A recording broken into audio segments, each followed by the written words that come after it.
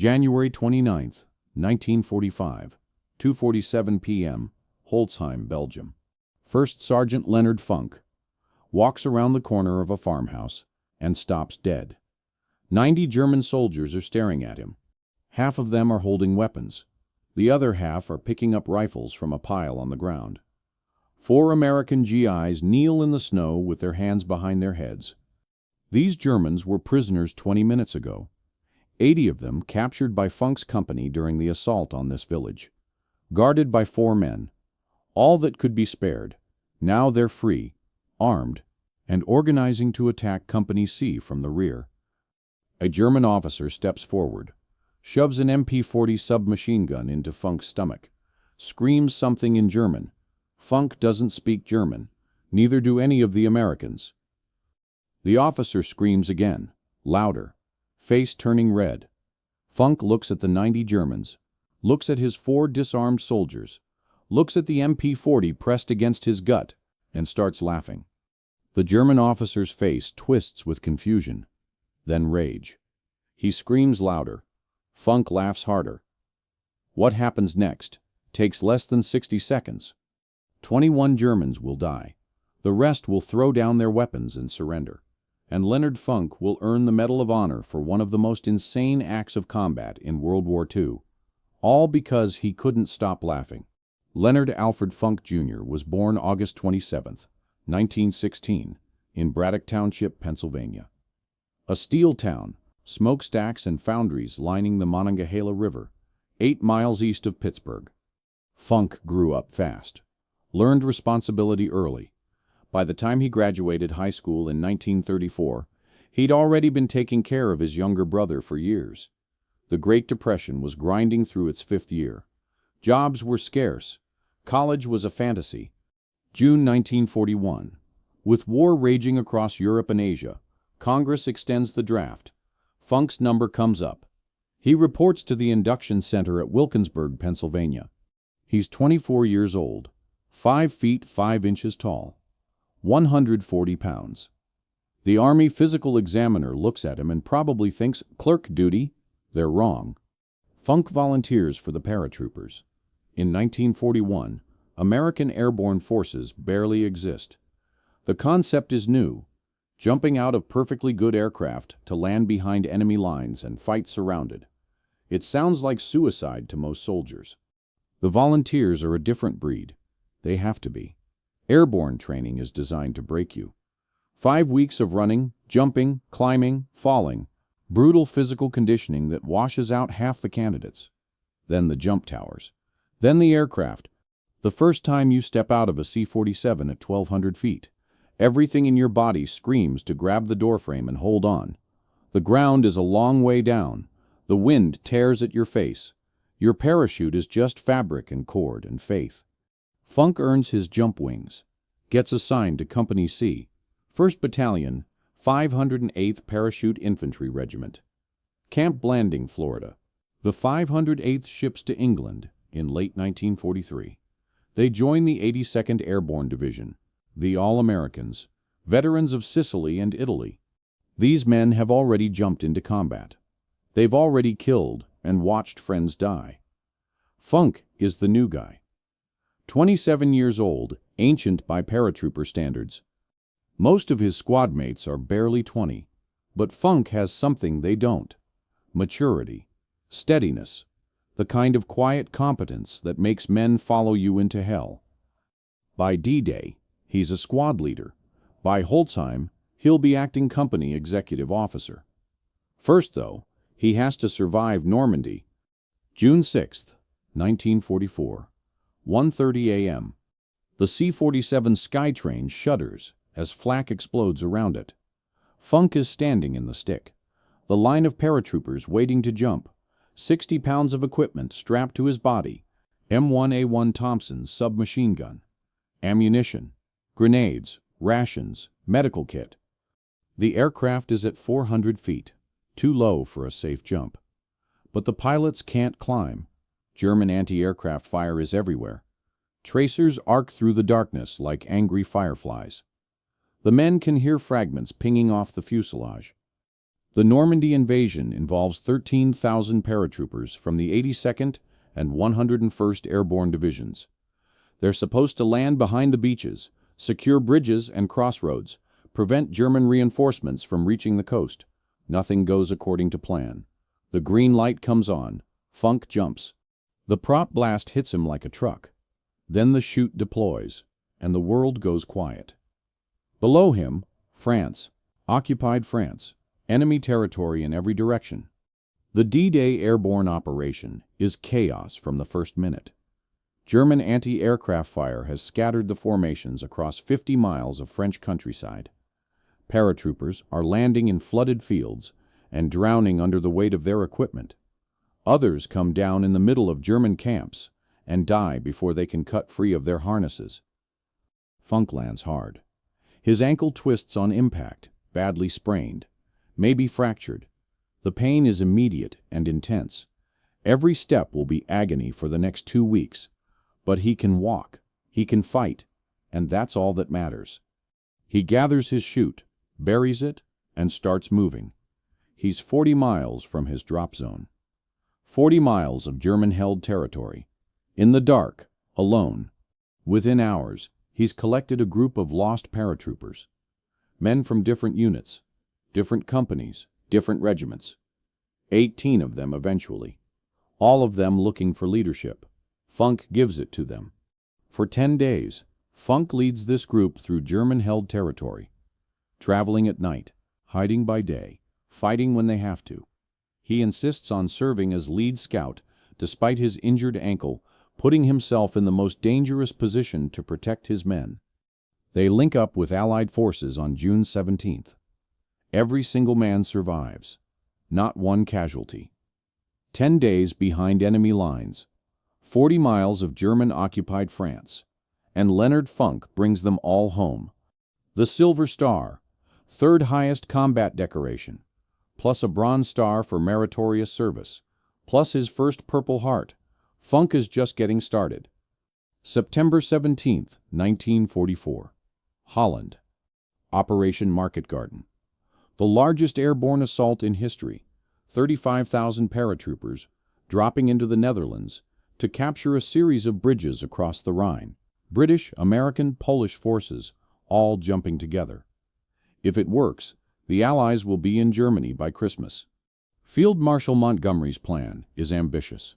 Maybe too ambitious. The paratroopers have to capture and hold 7 bridges across 64 miles of Dutch territory. Ground forces will race up a single highway to link up with them. Everything depends on speed, on surprise, on nothing going wrong. Everything goes wrong.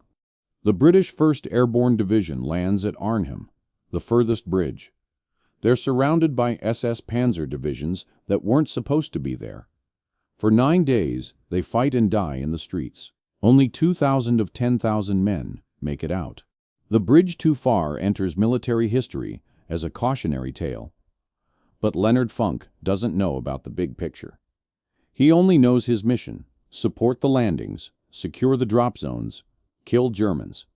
After touching down, his company secures their objective. Standard stuff. The 508th is operating near Nijmegen, helping to capture bridges that will allow ground forces to advance. Then Funk notices something that isn't part of the plan. 3 German 20mm Flak Vierling anti-aircraft guns are firing at the incoming Allied gliders. The gliders carry reinforcements, jeeps, artillery pieces, ammunition, medical supplies. If those guns keep firing, hundreds of men will die before they even hit the ground. The gun position is dug in on high ground near Vauxhall. Approximately 20 German soldiers manning the weapons and providing security, sandbags, camouflage, interlocking fields of fire. Funk has 3 men. Standard military doctrine says you need a 3-to-1 advantage to assault a prepared position. Funk has the opposite. He's outnumbered 7-to-1. He attacks anyway. Leading from the front, Funk and his 3-man patrol assault the German position. They kill the security detachment, storm the gun emplacements, neutralize all 3 weapons and their crews. 20 Germans, 3 Americans. The guns go silent. The gliders land safely. The Distinguished Service Cross, second highest decoration for valor, one step below the Medal of Honor. Funk now has a Silver Star and a DSC, two of the rarest combat decorations in the American military. Most soldiers who earn even one are considered heroes for life. Funk still isn't done. December 16, 1944. The Germans launched their last desperate offensive. 3 armies, 400,000 men, 1,400 tanks, 1,900 artillery pieces. They crashed through the American lines in the Ardennes forest, aiming for the port of Antwerp. Hitler's plan is insane, but almost works. He's gambling everything on one massive attack. Split the Allied armies, capture Antwerp, force a negotiated peace in the West, so Germany can focus on the Soviets in the East. For the Americans, it's a nightmare. The offensive hits thinly held sectors, manned by green troops, and exhausted veterans pulled off the line to rest. Entire divisions crumble. Thousands of soldiers surrender. The German advance creates a bulge, 50 miles deep in the Allied lines. The Battle of the Bulge. The largest battle the American Army will fight in World War II. 89,000 American casualties before it's over. The weather is brutal. Snow, ice, temperatures dropping to 5 degrees below zero. Men freeze to death in their foxholes. Weapons jam. Vehicles won't start. The cold is as deadly as the Germans. Then comes Normandy. December 17, 1944. One day into the offensive, a convoy from the 285th Field Artillery Observation Battalion is moving near the Bognage crossroads when they run into the spearhead of Kampfgruppe Piper, an SS armored battle group. The Americans are rear echelon troops, artillery observers, radio operators. They're not equipped for a fight with tanks and armored infantry. After a brief engagement, 113 Americans surrender. They're herded into a farmer's field near the crossroads. Hands up, disarmed. Prisoners of war. Then the SS opens fire. Machine guns, pistols, rifles. The Germans shoot them down like cattle. Men who try to run are cut down. Men who fall wounded are finished off with shots to the head. 84 Americans die in that field. Some survive by playing dead. They lie in the snow for hours, German boots walking past them, German voices laughing. When darkness comes, 43 survivors crawl away and make it back to American lines. The news spreads through the American Army within hours. The Germans are executing prisoners. Normandy changes everything. Before, the war in Europe had rules, unofficial, unspoken, but real. Soldiers surrendered when the situation was hopeless. Prisoners were treated according to the Geneva Convention. There was a kind of grim professionalism between enemies. After Normandy, the rules are gone. American soldiers swear they'll never surrender to the SS. Some units pass down orders, no SS prisoners. When Funk hears about the massacre, something hardens inside him. He's already seen too much. Normandy, Holland, friends dying in fields and forests across Europe. But this is different. This is murder. Cold-blooded execution of men who had surrendered in good faith. Leonard Funk decides he will never surrender to the Germans. No matter what, that decision will matter very soon. January 29, 1945. The Ardennes. The German offensive has been broken. Now the Allies are pushing back. Company C, 508th Parachute Infantry, gets orders to capture the Belgian village of Holzheim. There's a problem. Company C is under strength. The executive officer second in command has been killed. They don't have enough men for the assault. Funk is now acting executive officer. He looks at his depleted roster and makes a decision. He walks to the company headquarters tent. Inside are clerks, supply personnel, cooks, men who normally never see combat. You're all infantry now, Funk tells them. Grab your weapons. We're taking that village. He forms a makeshift platoon. 30 men who've spent most of the war behind desks. They've had basic training, sure. But real combat? Most of them have never fired a shot at another human being. Funk doesn't care. He needs bodies. He'll turn them into soldiers. The march to Holzheim is 15 miles, through waist-deep snow, in a driving blizzard. Temperatures well below freezing. German artillery shells explode around them, harassing fire from the flanks. Funk leads from the front. They reach Holzheim. Funk organizes the assault. His clerks, his makeshift warriors, follow him into the village. 15 houses, Germans in every one, machine guns, rifles, grenades. Funk and his men clear them all. 30 prisoners captured. Not one American casualty. Another unit captures 50 more Germans on the other side of town. 80 prisoners total. They're corralled in the yard of a farmhouse. Funk looks at his exhausted men. They've been marching and fighting for hours. There's still resistance in other parts of the village. Scattered German soldiers who haven't surrendered yet. He can only spare 4 men to guard the prisoners. Keep them here, he tells the guards. We'll send reinforcements when we can. Funk heads back into the fight. He has no idea what's about to happen behind him. While Funk is clearing the rest of Holzheim, a German patrol approaches the farmhouse. 10 men, maybe 20.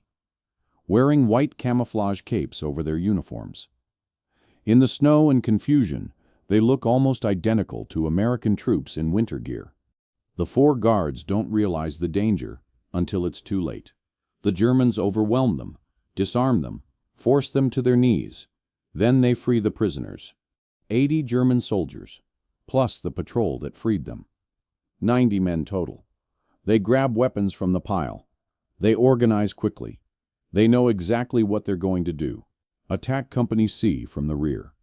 Funk's company is scattered across the village, mopping up resistance. They're not expecting an attack from behind.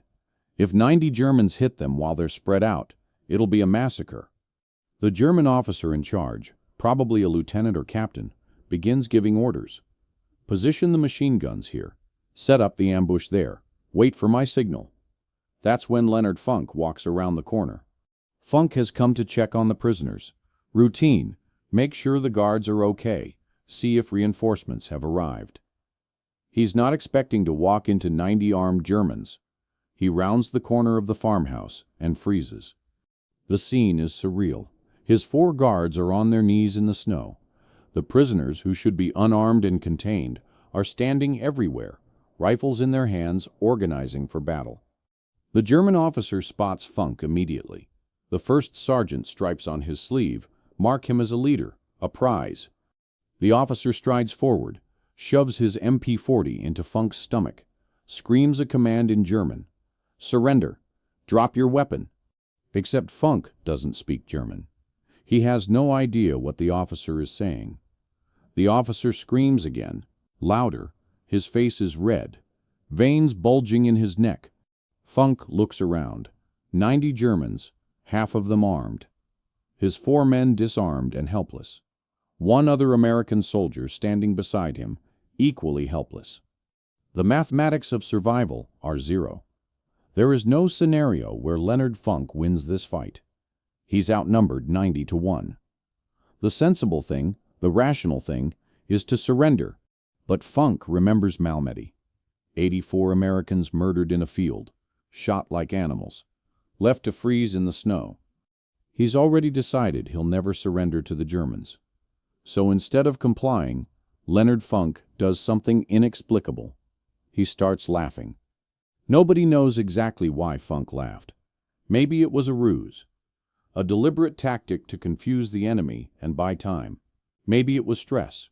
The human brain does strange things when faced with certain death. Maybe it was genuine amusement. The absurdity of the situation. An officer screaming in a language Funk couldn't understand, expecting compliance. Funk himself later said he tried to stop laughing, but couldn't. Something about the German screaming in German touched a nerve.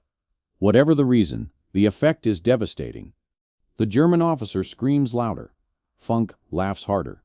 He bends over, shoulders shaking, calls out to his men, "I don't understand what he's saying."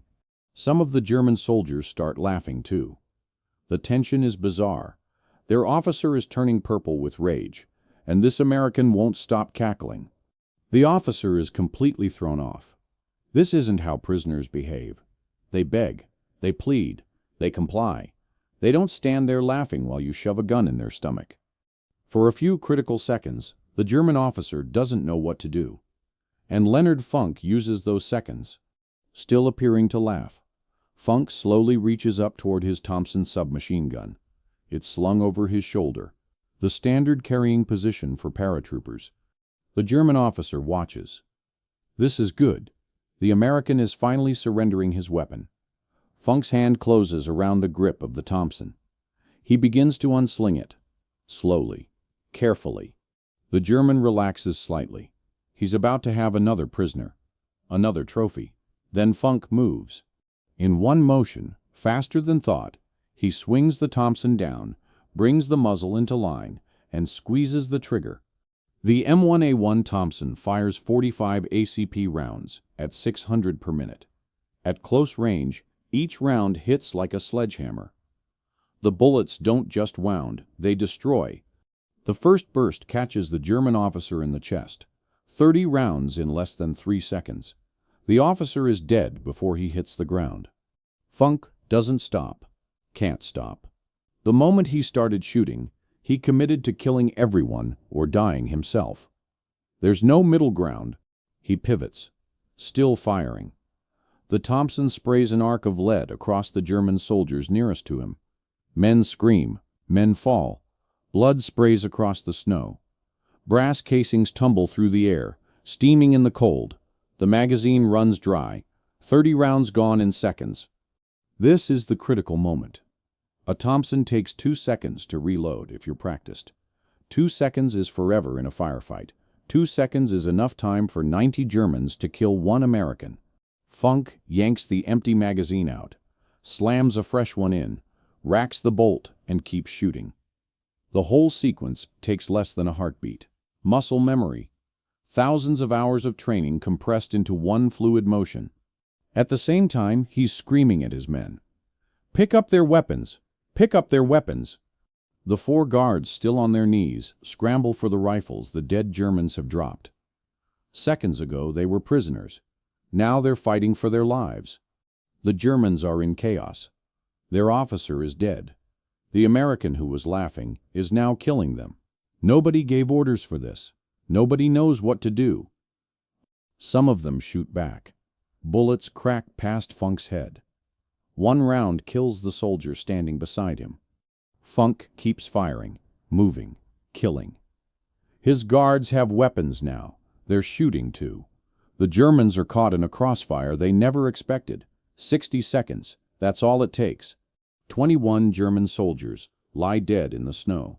24 more are wounded.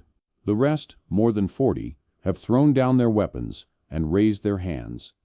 The prisoners are prisoners again. Leonard Funk stands in the middle of the carnage, smoke rising from his Thompson, surrounded by bodies. That, he says to his men, was the stupidest fucking thing I've ever seen. The aftermath is almost anticlimactic. Company C secures Holzheim. The captured Germans, the survivors anyway, are marched to the rear under much heavier guard this time. Funk reports the incident to his commanding officer. Just another firefight. Just another day in the war. But the story spreads. Through the regiment, through the division, through the entire 82nd Airborne. The sergeant who laughed at 90 Germans and killed half of them with a Tommy gun. When the Medal of Honor recommendation reaches Washington, nobody questions it. What Funk did at Holzheim is beyond dispute. Outnumbered 90-1. Enemy weapon in his gut, and instead of surrendering, he attacked. The official citation reads, he was ordered to surrender by a German officer who pushed a machine pistol into his stomach. Although overwhelmingly outnumbered and facing almost certain death, First Sergeant Funk, pretending to comply with the order, began slowly to unsling his submachine gun from his shoulder, and then, with lightning motion, brought the muzzle into line and riddled the German officer. He turned upon the other Germans, firing and shouting to the other Americans to seize the enemy's weapons. September 5, 1945. The White House. President Harry Truman places the Medal of Honor around Leonard Funk's neck. "I would rather have this medal," Truman says, "than be President of the United States." Let's count what Leonard Funk earned during World War II. Medal of Honor. For Holzheim. Distinguished Service Cross. For the anti-aircraft guns in Holland. Silver Star. For leading 18 men through 40 miles of enemy territory in Normandy. Bronze Star. For meritorious service. Purple Heart. 3 of them. He was wounded 3 separate times and kept fighting. Plus the Croix de Guerre from France. The Order of Leopold from Belgium. The Military Order of William from the Netherlands. Their equivalent of the Victoria Cross. Leonard Funk is the most decorated paratrooper of World War II. 5 feet 5 inches tall, 140 pounds.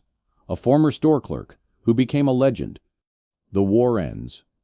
Funk goes home. He doesn't write a book, doesn't do the lecture circuit, doesn't turn his Medal of Honor into a speaking career or a political platform. He doesn't cash in on his fame. He goes back to Pennsylvania and gets a job with the Veterans Administration, the VA, the massive bureaucracy responsible for taking care of America's former soldiers, helping other veterans navigate the paperwork, processing disability claims, cutting through red tape for men who'd given everything and now needed help getting what they were owed. The same kind of clerk work he did before the war. The same quiet, unglamorous, necessary work. For 27 years, Leonard Funk sits at a desk and helps veterans. He rises through the ranks, becomes division chief of the Pittsburgh Regional Office. Good salary, steady hours, a pension waiting at the end. His wife Gertrude sticks with him through all of it. They have 2 daughters. They live in McKeesport, Pennsylvania, a working-class neighborhood in a working-class town, not far from where he grew up. The Medal of Honor hangs in a case somewhere. The Distinguished Service Cross. The Silver Star. All the foreign decorations from France and Belgium and the Netherlands. He never talks about them. When people ask about Holzheim, about the laughing, about the 90 Germans, he shrugs it off. Did what I had to do. That's it. That's all he ever says. November 20th, 1992. Braddock Hills, Pennsylvania. Leonard Alfred Funk Jr. dies of cancer. He's 76 years old. They bury him at Arlington National Cemetery. Section 35. Grave 2373-4. Among the heroes of every American war. At the time of his death, he's the last surviving Medal of Honor recipient from the 82nd Airborne Division in World War II. A fitness center at Fort Bragg, now Fort Liberty, is named after him. A highway in Pennsylvania bears his name. A post office in McKeesport was dedicated to him in 2023. But most people have never heard of Leonard Funk. They know Audie Murphy. They know Alvin York, the famous Medal of Honor recipients. They don't know the short, quiet paratrooper who laughed at 90 Germans and killed 21 of them with a Tommy gun. Here's what the story of Leonard Funk tells us. War doesn't favor the big. It doesn't favor the strong. It doesn't favor the reckless or the fearless. War favors the ones who keep thinking when everyone else has stopped. At Holzheim, Leonard Funk had every reason to surrender. The math was impossible. 90 against 1. A gun in his stomach. His men already captured. Any rational person would have given up. But Funk wasn't thinking about the math. He was thinking about Malmedy, about 84 Americans murdered in a field, about what the Germans did to prisoners. And he was thinking about his men, the 4 guards on their knees, the soldiers scattered across the village who would be hit from behind if these Germans escaped. So he laughed, maybe as a tactic, maybe from stress, maybe because the whole thing struck him as absurd. And while the German officer was confused, while everyone was off balance, Leonard Funk made his move. 60 seconds later, he was standing in a field of bodies, alive when he should have been dead. There's a quote often attributed to President Truman about the Medal of Honor. "I would rather have this medal than be President of the United States." He said it to Leonard Funk. September 5th, 1945. The White House Rose Garden. Think about that. The most powerful man in the world. The man who had just ended World War II. The man who would reshape the entire global order. Looking at a 5'5" former store clerk from Pennsylvania and saying, "I'd rather be you." Because what Truman understood, what everyone who reads the Medal of Honor citations understands, is that courage isn't about size or strength or training. Courage is what you do when there's a gun in your stomach and 90 men want you dead. Leonard Funk laughed, and then he killed them.